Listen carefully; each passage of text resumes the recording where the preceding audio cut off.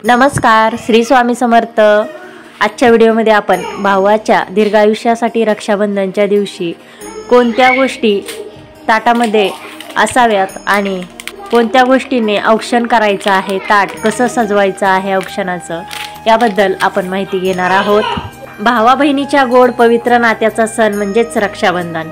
या दिवसाची सर्वजण आतुरतेने वाट पाहतात। बहीण भावाच्या हातावर राखी बांधते आणि भाऊ तिला छान गिफ्ट देऊन रक्षण करण्याचे वचन देतो। त्यामुळे आपल्या भावाला दीर्घायुष्य लाभावे यासाठी बहीण प्रार्थना करते।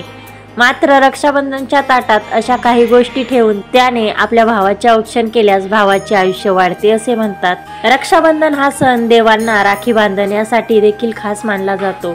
तसेच आपल्या भावाच्या दीर्घायुष्यासाठी रक्षाबंधनच्या औक्षण ताटात अशा गोष्टी जरूर ठेवा ज्याचे धार्मिक आणि शास्त्रीय महत्त्व आहे। या गोष्टींनी भावाचे औक्षण केले तर त्याचे आयुष्य वाढते व जीवनात सुख समृद्धी येते असे मानतात। जर तुम्ही राखी बांधण्यासोबत काही सोपे उपाय केले तर भाऊ आणि बहिणी यांच्याही आयुष्यात आनंद येऊ शकतो। रक्षाबंधनच्या ताटात काय असावे पाहूयात आपण कोणत्या वस्तू आहेत त्या। रक्षाबंधनच्या ताटात सर्वात प्रथम कुंकू, अक्षता, औक्षणासाठी तुपाचा दिवा, कापूस, सुपारी, सोन्याची छोटी वस्तू, मिठाई या वस्तू अवश्य असाव्यात। पहिला आहे कुंकू। रक्षाबंधनच्या मुहूर्तावर भावाला ओवाळण्यासाठी जे ताट सजवाल त्यामध्ये कुंकू असणं अत्यंत महत्त्वाचं आहे।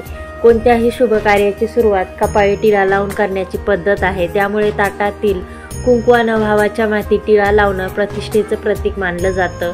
या प्रत्येक गोष्टीचे एक महत्त्व आहे। कुंकवाचे महत्त्व म्हणजेच आपण कुंकवाला सौभाग्याचे प्रतीक मानतो। तसेच प्रत्येक शुभ आणि धार्मिक कार्यात पूजेत देवाला कुंकू लावल्याशिवाय ते कार्य सुरू करत नाहीत। त्यामुळे शुभतेसाठी सर्वप्रथम कुंकू लावावे, मग भावाच्या डोक्यावर अक्षता वाहाव्यात। ओवाळणीच्या ताटात अक्षता, तांदूळ असणं तितकंच महत्त्वाचं आहे। अक्षता म्हणजे ज्या अपूर्ण नाहीत, ज्या अखंड आहेत। त्यामुळे रक्षाबंधनानिमित्त केलेलं पूजन देखील अक्षताप्रमाणे पूर्ण असावे हा त्यामागील अर्थ आहे।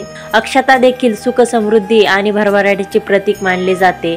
त्यामुळे त्या कुंकवात टाकून कपाळी लावाव्यात। तसेच थोडासा कापूस घेऊन तो डोक्यावर ठेवावा। याचा अर्थ असा होतो की भावाला दीर्घायुष्य लाभून त्याच्या डोक्यावरील केस या कापसासारखे पांढरे शुभ्र होऊन म्हातारा हो असे म्हणतात। तिसरी गोष्ट आहे नारळ। नारळाला श्रीफळ म्हटले जाते। हे सुख समृद्धीचे प्रतीक आहे। भावाच्या आयुष्यात सुख समृद्धी कायम राहावी अशी प्रार्थना बहीण करत असल्याने या थाळीत श्रीफळ महत्त्वाचं ठरतं। चौथी गोष्ट आहे राखी। मनगटावर राखी बांधल्याने शरीरातील वात, पित्त आणि कफ हे त्रिदोष शांत होतात असा समज आहे। मनगटांच्या नसावर राखीच्या धाग्यानं दाब पडल्यानं हे तिन्ही दोष नियंत्रित राहतात असं म्हटलं जातं। पाचवी गोष्ट आहे मिठाई। भावाचे तोंड गोड करण्यासाठी ताटात मिठाई असणं आवश्यक आहे। बहीण भावाच्या नात्यात कटुता निर्माण होऊ नये आणि त्यांच्या नात्यात गोडवा असाच कायम राहावा यासाठी ताटात मिठाईला महत्त्व असते। सहावी गोष्ट आहे दिवा। भावाच्या मनगटावर राखी बांधल्यानंतर बहीण भावाला ओवाळते, त्यासाठी ओवाळणीच्या ताटात दिवा असणं महत्त्वाचं आहे। सर्व प्रकारच्या वाईट शक्तींपासून भावाचं रक्षण व्हावं यासाठी प्रकाशाच्या ज्योतीनं त्याला ओवाळतात। शिवाय दिव्याला सकारात्मकतेचे प्रतीक मानण्यात आलं आहे। सुपारी ठेवण्याचे कारण म्हणजे सुपारीला गणपती बाप्पांचे स्वरूप मानतात। त्यामुळे शुभ कार्यात सुपारी ठेवली जाते।